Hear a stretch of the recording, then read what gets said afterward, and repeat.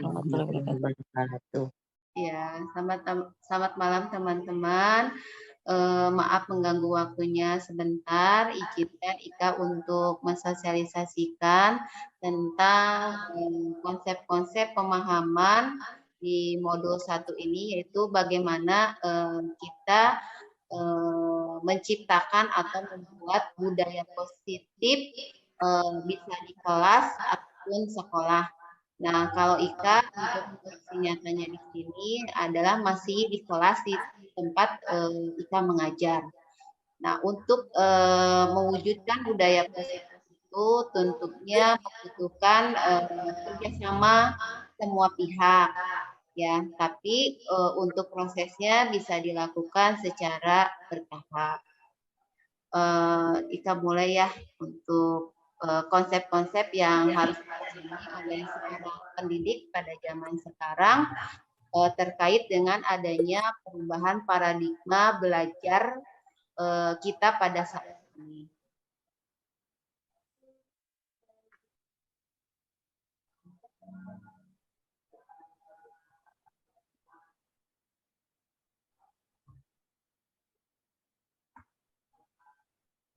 Ini tadi sudah dijelaskan bahwa pada hari ini saya akan mensosialisasikan mengenai pemahaman konsep-konsep perubahan paradigma belajar. Bagaimana paradigma belajar pada saat ini? Tentunya yang pertama itu adalah bahwa pembelajaran itu harus berfokus pada siswa. Selain berfokus pada siswa, kita juga harus memperhatikan kodrat anak. Nah, kodrat anak itu ada dua, kodrat alam dan kodrat zaman. Kalau kodrat alam itu kita harus memahami bahwa siswa itu dipengaruhi oleh keluarga dan lingkungannya sekitarnya. Kalau kodrat zaman bahwa kita juga harus memahami bahwa siswa itu hidup berkembang di dalam perubahan zaman yang diikuti oleh teknologi yang semakin hari, semakin jam, semakin detik itu ada perubahannya. Nah, apa hubungannya perubahan paradigma, disiplin positif, motivasi perilaku, kebutuhan dasar, posisi kontrol, dan segitiga restitusi? Ini adalah konsep ini untuk mewujudkan budaya positif. Untuk mewujudkan budaya positif, tentunya adalah unsur utamanya, yaitu disiplin positif. Nanti apa sih disiplin positif? Diharapkan disiplin positif ini harus berasal dari motivasi perilaku peserta didik yang dari internalnya, intrinstiknya. Diharapkan seperti itu, dengan kita sebagai pendidik harus mengetahui, harus paham apa yang menjadi kebutuhan dasar, yang menjadi kebutuhan dasar dari semua manusia, terutama di sini adalah pendidik. Nah, kita posisi kontrol dan segitiga restitusinya di sini, kita sebagai pendidik juga harus memposisikan mana yang lebih baik, ya, mana yang lebih baik kita sebagai pendidik untuk mengontrol perilaku peserta didik agar disiplin sehingga terwujudnya budaya positif. Nah, untuk restitusinya sendiri di sini disebut dengan segitiga restitusi karena memang ada 3 tahapan. Nanti apa restitusi dan apa segitiga restitusi itu. Nah, ini tadi sudah Ika katakan bahwa disiplin positif itu merupakan unsur utama untuk mewujudkan budaya positif. Apa budaya positif? Budaya positif itu seperti pembiasaan-pembiasaan yang harus kita terapkan pada pendidik, tetapi harus berdasarkan kesepakatan bersama, harus kesepakatan antara peserta didik dalam kelas. Contoh kalau yang Ika sudah lakukan ada keyakinan dibentuk dengan keyakinan kelas, itu berdasarkan kesepakatan peserta didik. Nah, hal ini sejalan dengan pemikiran dari Ki Hajar Dewantoro yang menyatakan bahwa untuk mencapai kemerdekaan pendidik, syarat utamanya itu harus ada disiplin yang kuat. Disiplin yang kuat itu harus ada dari disiplin yang dimiliki dari peserta didik, tapi dari motivasi internalnya. Nah, hal ini sejalan dengan pandangan Diane Gosen, di mana disiplin ini dapat membuat seseorang menggali potensinya menuju kepada sebuah tujuan mulia, sesuatu yang dihargai dan bermakna. Dan disiplin diri juga mempelajari bagaimana cara kita mengontrol diri dan menguasai diri untuk memilih tindakan yang mengacu pada nilai-nilai kita hargai agar terwujud tujuan mulia yang diinginkan. Nah, tujuan mulia yang diinginkan itu yang seperti apa? Yang mengacu kepada nilai-nilai kebajikan universal. Nah, apa sih nilai-nilai kebajikan universal itu sendiri? Nah, ini Bapak Ibu contoh ya untuk yang disebut dengan nilai-nilai kebajikan universal itu contoh di profil pelajar Pancasila. Ada beriman dan bertakwa kepada Tuhan Yang Maha Esa, mandiri, bernalar kritis ya. Terus di sini juga ada the seven essential virtue, itu ada empati, suara hati, kontrol diri, rasa hormat, ya, kebaikan, toleransi dan keadilan. Jadi budaya positif ini salah satu unsurnya adalah disiplin positif. Disiplin positif bisa kita dikatakan kuat, kita dikatakan bagus, itu harus berasal dari motivasi diri dari peserta didik untuk mencapai apa? Untuk mencapai dari nilai-nilai kebajikan universal ini. Adapun di sini kita bisa melihat dari teori motivasi perilaku. Ya, di sini ada motivasi, hukuman, penghargaan, dan restitusi. Ini adalah saling keterkaitan. Ketika seseorang akan mewujudkan, akan melakukan disiplin, tentunya ini ada 3 motivasi yang mereka lakukan. Ya, yang pertama adalah ketika siswa ataupun seseorang ini melakukan disiplinnya itu adalah untuk menghindari ketidaknyamanan atau hukuman. Ini yang pertama. Ini motivasi perilaku peserta didik ketika akan melakukan disiplin. 1, untuk menghindari ketidaknyamanan atau hukuman. 2, untuk mendapatkan imbalan atau penghargaan dari orang lain. 3, untuk menjadi orang yang mereka inginkan dan menghargai diri sendiri dengan nilai-nilai yang mereka percaya. Tentunya kita sebagai pendidik menginginkan peserta didik kita itu adalah memiliki motivasi perilaku manusia yang ketiga. Jadi mereka melakukan disiplin positif, itu melakukan perilakunya harus berdasarkan mereka yang harus berasal dari mereka sendiri, ya, harus mereka sendiri dan menghargai diri sendiri, tentunya dengan apa yang mereka percaya. Mungkin yang kalau saya ini lebih kepada yang ketiga, itu yang diharapkan dari motivasi. Ya, jadi motivasi, hukuman, dan penghargaan. Ya. Jadi ketika seseorang pendidik itu sudah melakukan motivasi yang ketiga, ya, yang ketiga tentunya ketika berhadapan dengan hukuman, penghargaan ataupun restitusi itu tidak akan menjadi suatu apa ya? Tidak akan menjadi suatu beban ketika melakukan disiplin positif. Ini untuk hukuman, konsekuensi, dan restitusi. Sekarang, apa sih restitusi? Jadi restitusi itu adalah proses menciptakan kondisi bagi murid untuk memperbaiki kesalahan mereka. Jadi ketika mereka itu berbuat kesalahan atau kalau di sekolah itu adalah melanggar peraturan, ya, melanggar peraturan itu bukan kita apa ya namanya secara langsung katakan memberikan punishment secara langsung, tapi ini ada suatu proses ya, suatu proses. Jadi di mana proses ini bagaimana si murid ini bisa memperbaiki kesalahan ya, sehingga mereka bisa kembali pada kelompok mereka, dalam hal ini kelas atau grup mereka, dengan karakter yang lebih kuat ataupun lebih baik. Nah, restitusi juga disebut dengan proses kolaboratif, di mana yang mengajarkan murid untuk mencari solusi dan masalah mereka, membantu murid berpikir tentang orang seperti apa yang mereka inginkan dan bagaimana mereka akan memperlakukan orang lain. Sekarang bagaimana sih cara melakukan restitusi? Nah, ini ada 3 tahapan. Tahap pertama itu adalah menstabilkan identitas, yang kedua validasi tindakan yang salah, yang ketiga menanyakan keyakinan. Ya, jadi restitusi itu ada tahapannya. Ya, menstabilkan identitas, validasi tindakan yang salah, menanyakan keyakinan. Nah, ini kalau digambarkan seperti ini. Tadi yang pertama itu adalah menstabilkan identitas.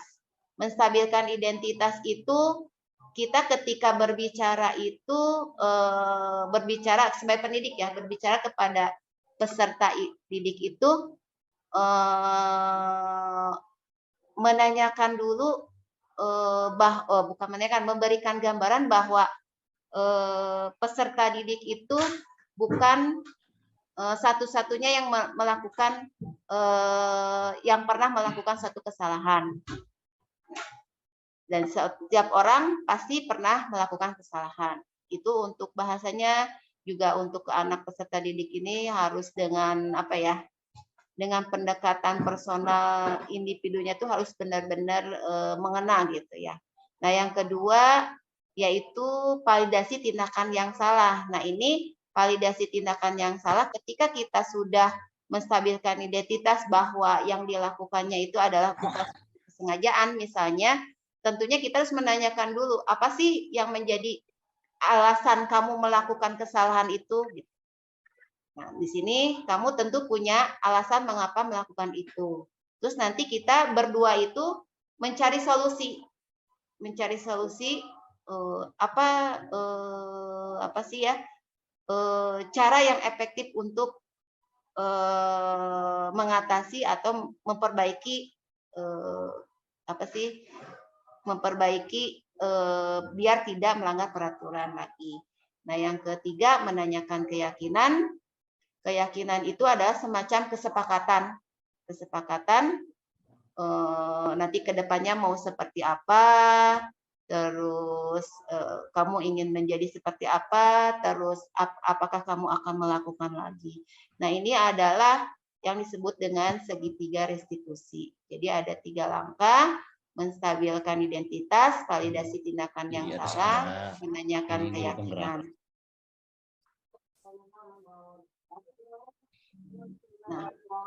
Nah, di mana sih posisi kita sebagai pendidik di dalam melakukan restitusi? Ini kalau yang saya pahami di dalam modul 1 ini ada 5 posisi kontrol yang biasa kita lakukan. Penghukum, pembuat rasa bersalah, teman, pemantau, manajer. Nah, saya sebelum mengenal pemahaman tentang restitusi, saya pengalaman selama mengajar itu yang sering saya lakukan itu adalah pemantau dan penghukum.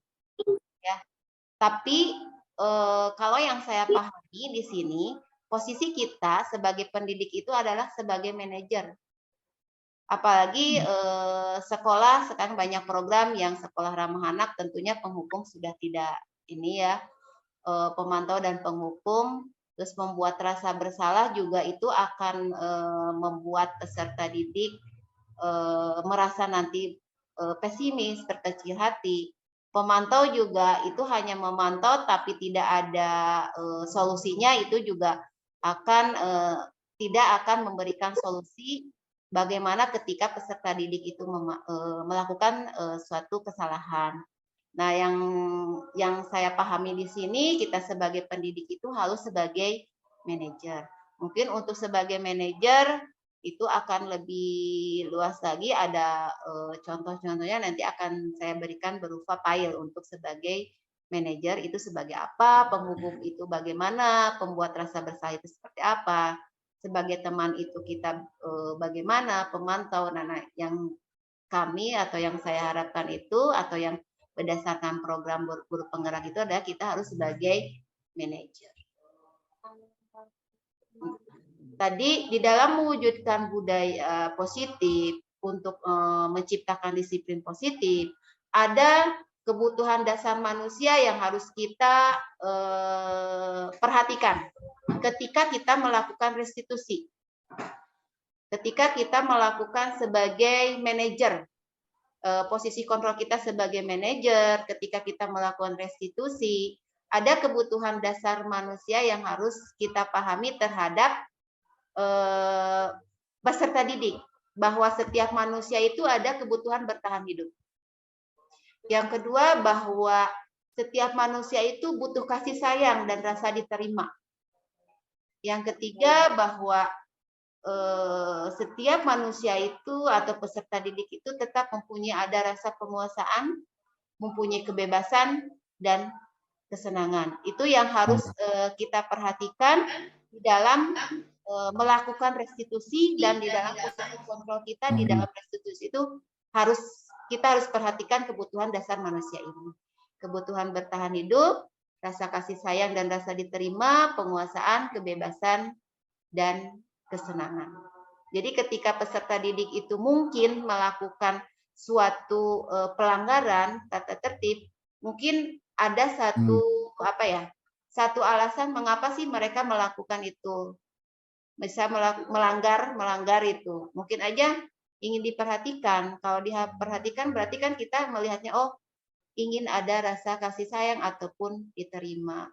Oh, untuk misalkan di sini ingin merasa dihargai atau merasa bahwa dirinya senior, itu lebih kepada penguasaan. Itu yang harus diperhatikan ketika kita melakukan restitusi, ya, tadi. Kebutuhan dasar manusia itu ada. Nah, tadi untuk mewujudkan budaya positif, tentunya salah satu langkah kecil yang harus kita lakukan itu adalah membuat keyakinan kelas. Mengapa sih keyakinan kelas? Mengapa tidak peraturan kelas saja, gitu ya? Karena kalau di sini keyakinan kelas itu mengandung nilai-nilai keselamatan ataupun kesehatan atau yang disebut dengan kita keyakinan. Keyakinan itu tadi yaitu nilai-nilai kebajikan universal yang disepakati secara tersirat atau bisa tersurat lepas dari latar belakang suku, negara, bahasa maupun agama. Nah, nilai-nilai keselamatan atau sebut dengan suatu keyakinan ini yang disebut dengan keyakinan kelas.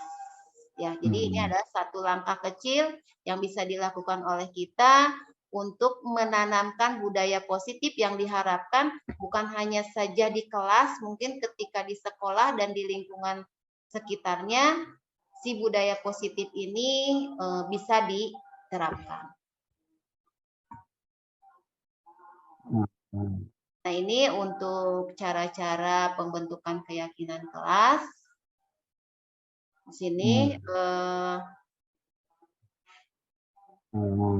nah, untuk pembentukan keyakinan kelas, mungkin saya akan lebih menerapkan kepada apa yang sudah saya lakukan aksi nyata di kelas 11 IPS. Saya mengajar di kelas 11 IPS 2 sampai 4. Saya baru mengaplikasikan di kelas 11 IPS 4, yaitu wali kelasnya Pak Tito. Pak Tito mungkin di kelasnya sudah ada keyakinan kelas yang disepakati bersama, kemudian diyakini bersama, dituliskan dalam sebuah karton, dan itulah yang akan menjadi nanti keyakinan kelas yang nanti akan menjadi budaya positif. Diharapkan sih saya baru satu kelas, diharapkan minimal 3 kelas saya akan membiasakan budaya positif. Bagaimana prosesnya? Karena saya kebetulan adalah mendapat tugas tambahan di bidang sarana, maka saya di sini ada budaya positifnya itu adalah berupa siswa harus memperhatikan kebersihan kelasnya. Harus memperhatikan kebersihan kelasnya. Bagaimana prosesnya? saya di sini berbicara langsung dari hati ke hati kepada kelas 11 IPS 4 bahwa kita punya permasalahan bahwa sampah plastik menumpuk, masih banyak siswa yang tidak buang sampah pada tempatnya, terus setiap pembelajaran atau kegiatan itu banyak sekali sampah plastik di kelas-kelas. Nah, saya menjelaskan permasalahan itu. Dari permasalahan itu, kemudian kita diskusi, sharing. Nah, sehingga muncullah yang tadi, muncullah keyakinan kelas, beberapa keyakinan kelas yang keluar dari pendapat mereka, terus kita bersama-sama menyimpulkan keyakinan kelas apa yang akan dibuat sehingga kelas 11 IPS 4 ini bisa bersih dari sampah itu. Telah disepakati, kemudian ditulis juga oleh siswa ditulis, kemudian disepakati bersama, kemudian ditempel. Itu adalah untuk mengingatkan. Nah, itu adalah salah satu budaya positif yang saya lakukan di kelas 11 IPS 4 yang diawali dengan keyakinan kelas secara bersama. Nah, ini mungkin yang sudah saya lakukan, Pak Tito. Maaf, mungkin ini sudah terlihat di kelasnya Pak Tito. Jadi, ketika saya menjelaskan tentang permasalahan di kelas, tentang tadi sampah, kemudian muncul pendapat-pendapat, kemudian kami simpulkan bersama-sama, setelah disepakati, kemudian sama mereka dituliskan keyakinan kelas itu, kemudian saya bacakan kembali, apakah betul kalian akan mensepakati akan menerapkan keyakinan kelas tersebut, mereka katakan siap dan setuju. Setelah itu mereka menempelkan apa yang sudah disepakati tersebut di kelas. Mungkin untuk ininya bisa dilihat di kelas 11 IPS 4.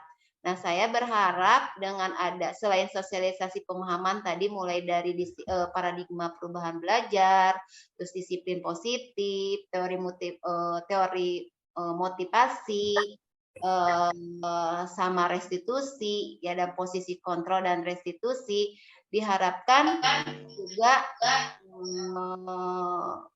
mungkin di IPS ya, tadi saya IPS aja, karena untuk sekolah membutuhkan tadi kolaborasi, komunikasi, dan kerjasama semua pihak, sehingga apa yang menjadi keyakinan kelas, apa yang menjadi budaya positif siswa itu membuang sampah pada tempatnya, bahwa memisahkan antara sampah yang bukan plastik dengan plastik, sehingga nanti sampah plastik menjadi nilai jual.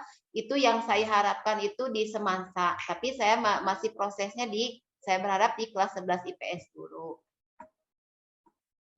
Mungkin itu yang bisa saya sampaikan. Terima kasih atas perhatiannya. Jazakallahu khairan katsira, waktunya sudah habis.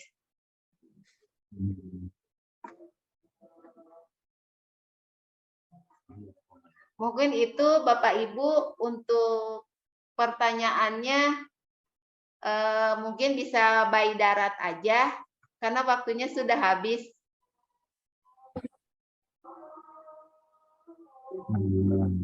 Pak Ahmad Bade naros. Di darat langsungnya naros nama.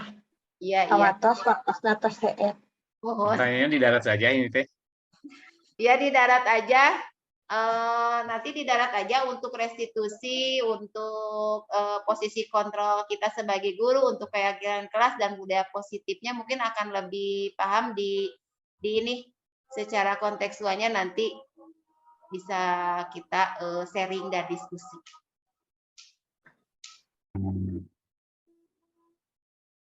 Mungkin itu ya Bapak Ibu untuk daftar hadirnya nanti Ika nyusul. Terima kasih atas perhatiannya. Wicca biasa di-share punten PPT-na. Turun. Iya, boleh Bu, nanti di sini aja gitu. Di grup aja ya. Langsung di sini. Di grup Di boleh. WA aja Bu Ika, di sini WA kan nggak aja. bisa di-share. Di WA aja ya Bapak Ibu karena Ya. ini waktunya sudah mau habis. Mungkin itu sebentar loh Bapak Ibu bisa minta ini saya mau sebagai bukti bahwa saya sudah melakukan sosialisasi pemahaman dibuka itunya semua. Kameranya dibuka coba.